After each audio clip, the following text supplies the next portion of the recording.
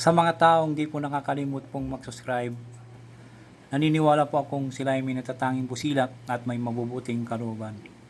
Saan man kayo naroon sa iba't ibang sulok ng mundo, sana kayo ay palaging malakas at malay sa sakit araw-araw.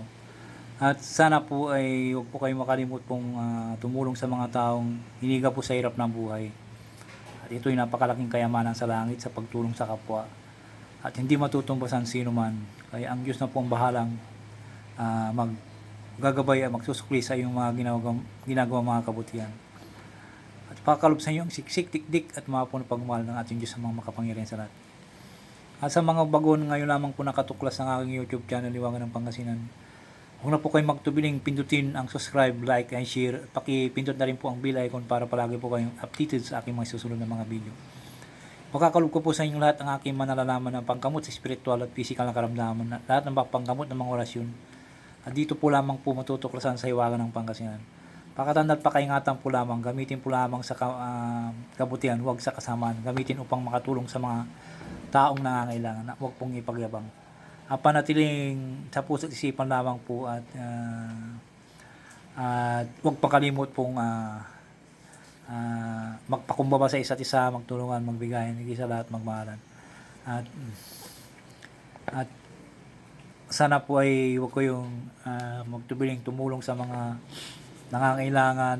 At iyan po ang bisa po ng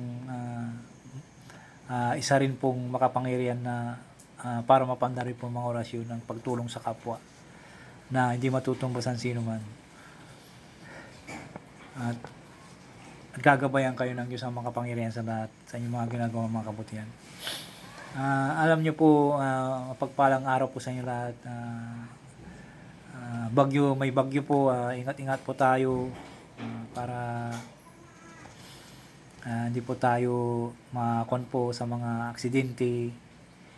Ingat po lamang po tayo, manalangin sa Diyos ang mga kapangyarihan sa lahat na para gabayan po tayo sa ating mga lakad, sa mga pupuntan po natin, ng mga importante po.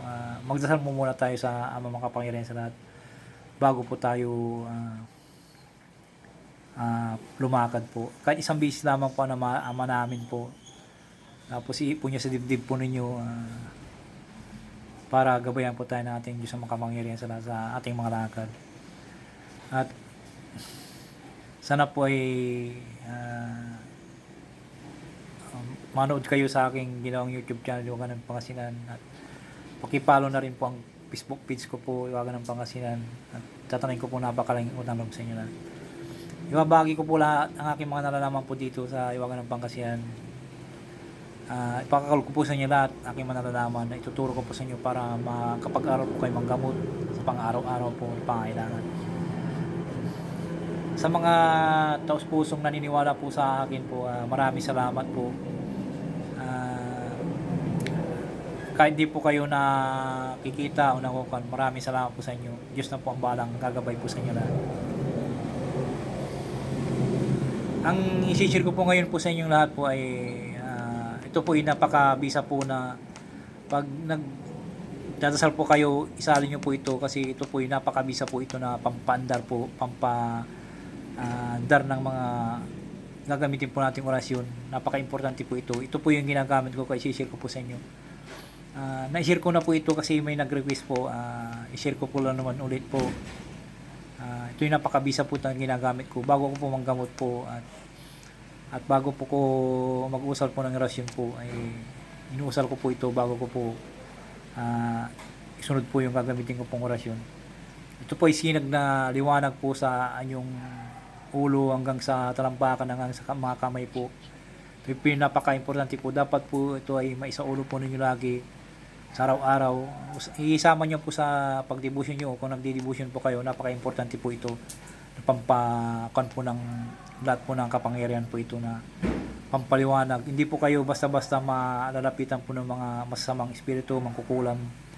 Basta may kapangyarihan po kayo, itong pangpaandar po ng mga orasyon na pampasinag ng liwanag sa mga kamay po. Bago nyo gamitin po orasyon ay kakapit po ang orasyon po sa inyo kasi may inusap po kayong ganitong sabihin po, pampaliwanag po ng mga kapangyarihan po na mula ulo hanggang paa hanggang talampakan po ito. Napakabisa po itong po. Inuusal ko po ito palagi sa araw-araw bago ko po nagdadasal po ako. Ito po yung sinasama ko araw-araw. Ito po ay nilalagay ko po sa gitna o sa bandang huli po ito. Dapat po ay pakaingatan po ninyo at isaulo po ninyo sa mga baguhan po na gusto po mag-aral. Narito na ang ikukuhan ko po sa inyo para may kapangyarihan po kayo magpaandar ng mga orasyon at liliwanag po yung buong katauhan po ninyo mula ulo hanggang kamay hanggang paa po. Ito po ini po sa dibdib po 3 beses po. Bago po usalin po ito ay kung nagdidibusyon na po kayo, nagdasal na po kayo, kahit na isunod nyo na pong wala, hindi na po ay magdarasal. Pero kung ngayon po lamang kayo nakatuklas ang aking YouTube channel nyo kasi Pangasinan na ngayon na po mapagkuhan po. Kung may dinidibusyon po kayo, isali nyo po ito. Napakabisa po ito na pampandar po ng kapangyarihan po o bago kayo gumamit po ng mga orasyon. Pampandar po ng mga orasyon to. Napakabisa po ito. Sana po ay magpursige po kayo mag-aral para malaman po ninyo lahat. Bago po kayo sasabak po sa gamutan po dapat po may importante po kayong ganito po na i-share po sa inyo para mapandar po nyo yung mga gagamitin po yung mga orasyon po. At pasensya na po kayo kung may narinig po kayo na pasensya po kayo kasi maingay po talaga sa kapitbahay. Sana po ay magustuhan po nyo itong aking babagi. Naibahagi ko na po ito kaso may nag-request po na ibabahagi ko naman po, pinapaulit po kasi hindi niya po naaabutan po. Pero ito po ay kahit na ulit-ulitin mong ibahagi po ito, inapakabisa po ito na aking ginagamit po sa panggamutan po. At pampandar ng orasyon talaga ito. Ito yung inusal po sa araw-araw po. Usalin nyo po na pang araw-araw para at isama nyo po sa devotion para malakas po ang yung kapangyarihan po sa mula ulo hanggang paa. Ito po yung nasisinag po yung mga masamang espiritu, mangkukulam pag ito kumapit po sa inyo. Kinatatakutan lahat po ito. Narito po ang orasyon po.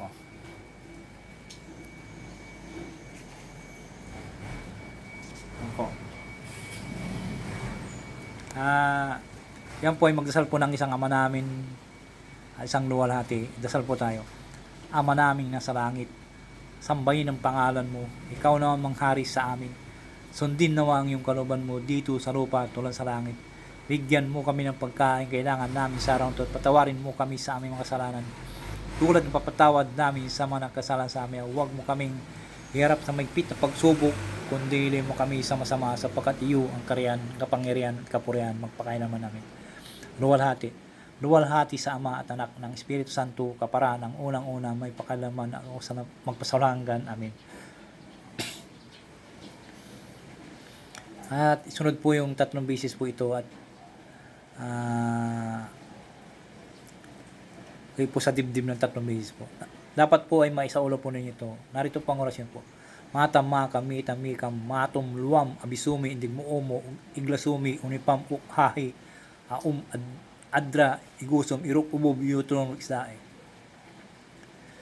Matama kami tamikam matum luam abisumi indig mo omo iglasumi unipam ukhahi adra igusom iruk ubub yutron iksae. Matama kami tamikam matum luam abisumi indig mo omo iglasumi unipam ukhahi adra igusom irok ubub yutron isda. Tapos kunyo po sunod po yung susi po amhuman abjubami at ipo sa dibdib po ng 3 beses po. Dapat po ito ay maisaulo po ninyo at ito po ay napakalakas pong orasyon po ito. Pag kumapsi po sa inyo hindi po kayo masusupil po kahit na sino pong mangkukulang, mambabarang o mga masamang elemento po. Sana po pakaingatan po lagi ito at huwag pong ipagyabang, isa puso isipan po pag nagbabanggit po kayo ng orasyon na masidhing nais po kayo para kumasi po sa inyo mga gagamitin yung mga orasyon. Napakabisa po ito na orasyon. Yan po.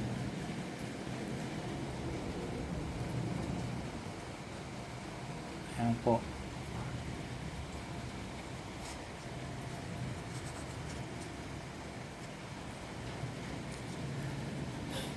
Screenshot na lang po, ma'am sir, na para makakuha nyo po. Ito po ay gagamitin nyo po sa pang-araw-araw po ito. Sa mga gustong mag-aaral po ng spiritual, gamitin po nyo ito na pampandar po ng mga orasyon po. At huwag pong kalimutan po ang susi po. At po sa dibdib ng 3 beses po, pa-cross po. Ito po inuusal po ng pabulong po at po sa dibdib ng 3 beses po. Yan po. Sana po magustuhan po nyo aking binagi po at sa aking YouTube channel, Iwagan ng Pangasinan, na maliit pong channel. Sana po huwag po kayong makalimot pong mag-subscribe, mag-like and share. Tatanungin ko pong napakalaking utang na loob sa inyong lahat. Alam ko na may busilak po kayong kalooban.